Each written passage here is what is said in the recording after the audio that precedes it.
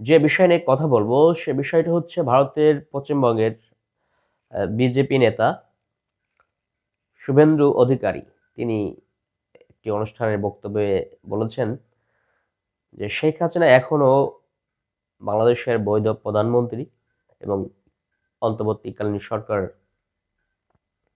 সেটি হচ্ছে আপনার অবৈধ সরকার। কিন্তু পশ্চিমবঙ্গের এই বিজেপি নেতাকে স্মরণ করে দিতে চাই, ছাত্র জনতার গণ অভ্যুত্থানের মুখে শেখ হাসিনা যখন ভারতে আশ্রয় নিয়ে থাকে, তারপর সাংবাদিকদের প্রশ্নের জবাবে ভারতের পররাষ্ট্র মন্ত্রণালয়ের মুখপাত্র রণধীর জয়সওয়াল যে এটা বলেছিলেন যে শেখ হাসিনাকে তারা সাবেক প্রধানমন্ত্রী হিসেবে মনে করেন। তাহলে আমরা বলতে পারি যে এই পশ্চিমবঙ্গের বিজেপি নেতা শুভেন্দু অধিকারী যে বক্তব্য দিয়েছেন সে বক্তব্যে আসলে কোনো যুক্তি নেই। কারণ ভারত সরকার মনে করে যে শেখ হাসিনা এখন একজন সাবেক প্রধানমন্ত্রী হিসেবে সেখানে আশ্রয় নিয়েছেন। তিনি তার বক্তব্যে আরও বলেছেন যে তারা বাংলাদেশকে সৃষ্টি করেছেন, কিন্তু আমাদের যে লাখ লাখ বীর বাঙালি জীবন দিয়েছে, লাখ লাখ মা বোন যে ইজ্জত সম্ভ্রম হারিয়েছে, সেটাকে সে ছোট করে দেখছে। আমি তার এই বক্তব্যের প্রতিবাদ করছি। কারণ হয়তো ভারত সেদিন যদি আমাদেরকে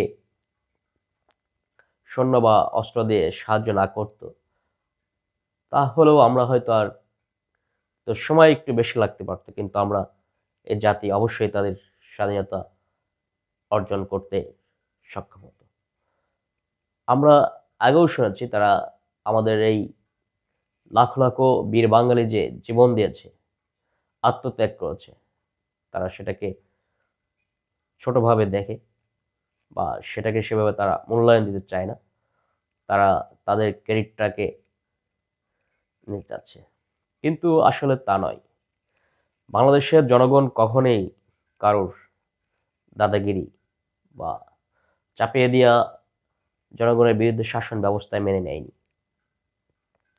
সেটা একাত্তরেও এদেশের জনগণ মেনে নেয়নি। 90-এর গণ অভ্যুত্থান মাধ্যমে সেই স্বৈরাচারের পতন হয়েছে, জাতি পতন করেছে। 2024 সালে এসে ভারতের মদতপিষ্ট সরকার,